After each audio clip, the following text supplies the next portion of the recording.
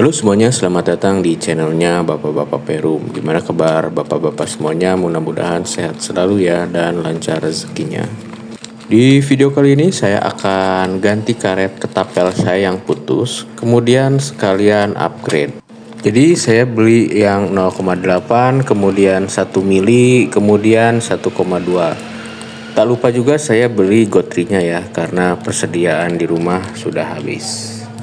Untuk harganya ini lumayan murah. Ini saya beli sepaket begini cuma habis 25.000. Nanti saya taruh link pembeliannya di deskripsi, Pak.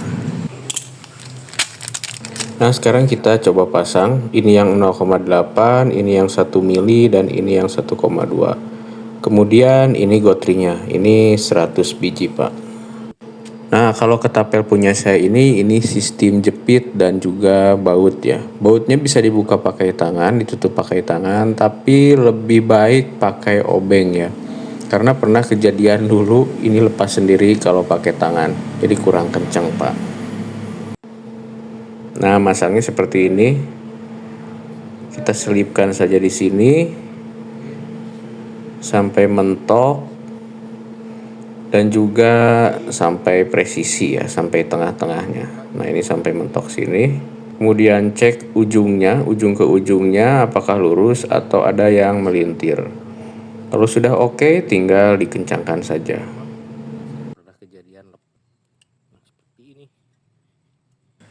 Nah, langsung saja kita coba.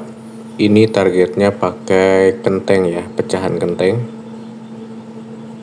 Tembakan pertama, target pertama meleset, Pak. Tembakan kedua meleset lagi. Aduh, sudah lama ini tidak main. Meleset lagi, Pak. Nah, ini sekarang kena, Pak. Mantap. Nah, ini target kedua, saya percepat saja. Sebenarnya banyak gagalnya ya.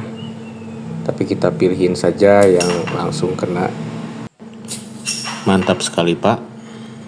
Nah, sekarang saya mau nyoba nembak daun pisang ya. Ini jaraknya 18 meteran. Nah, ini tujuannya buat melihat seberapa kuat powernya, seberapa jauh jangkauannya, dan seberapa naik turun perkenaannya.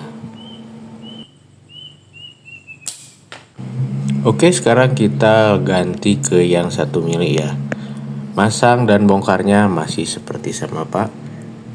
Pokoknya ini simple ya, cukup simple, nggak capek beberapa menit untuk bongkar pasang. Kita langsung coba yang 1 mili. Kita benerin dulu targetnya, 2 buah saja, Pak. Nah, untuk yang 1 mili ini powernya lumayan ya, agak naik sedikit. Kemudian juga karetnya nggak terlalu keras, masih enak untuk ditarik.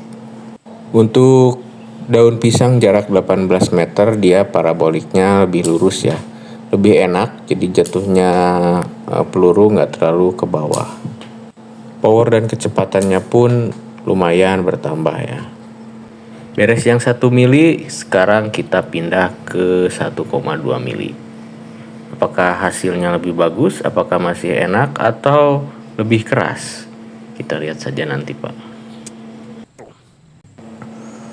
Ini dia, Pak, yang 1,2 mili. Nariknya agak berat, Pak.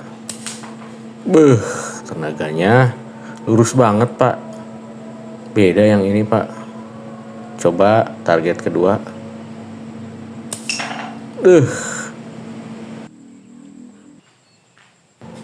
Sekarang ke daun pisang seperti biasa, Pak.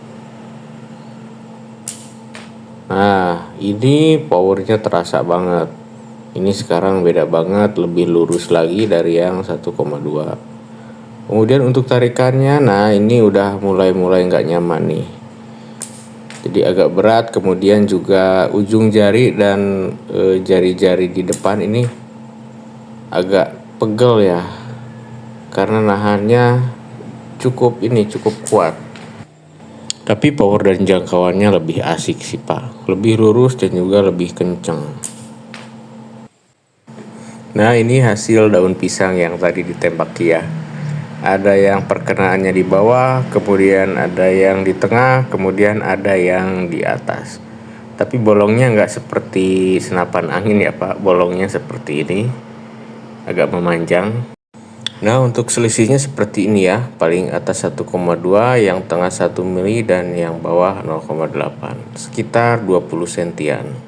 Nah Bapak-Bapak, tadi sudah saya coba ketiganya, jadi saya simpulkan ada beberapa perbedaan yang cukup signifikan ya. Jadi nggak cuma power dan tenaganya saja. Yang pertama yaitu jelas power dan juga kecepatan ya, atau tenaganya. Jadi semakin tebal otomatis semakin kenceng dan semakin keras tenaganya. Kemudian yang kedua adalah parabolik. Jadi power semakin kenceng, kecepatan semakin kenceng, otomatis paraboliknya semakin lurus. Perkenaan yang 0,8 itu ada di sini tadi, kemudian yang 1 mili ada di atasnya, dan yang 1,2 itu di atas, lebih atas lagi, sekitar sini ya. Jadi nah tadi ranknya ada sekitar segini Pak. Kemudian yang ketiga adalah kenyamanan.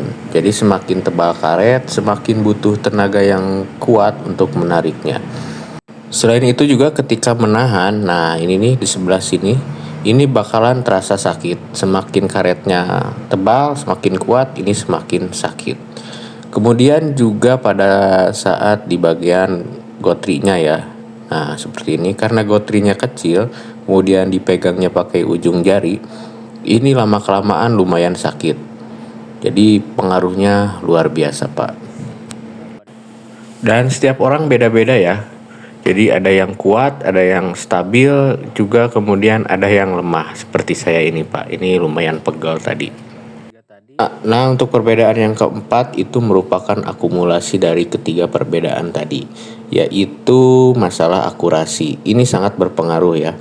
Jadi power, kemudian parabolik, dan juga kenyamanan itu menghasilkan akurasi yang berbeda-beda. Powernya bagus, paraboliknya bagus, tapi kurang nyaman. Tetap nanti pas membidik itu kita goyang-goyang dan cepat lelah ya.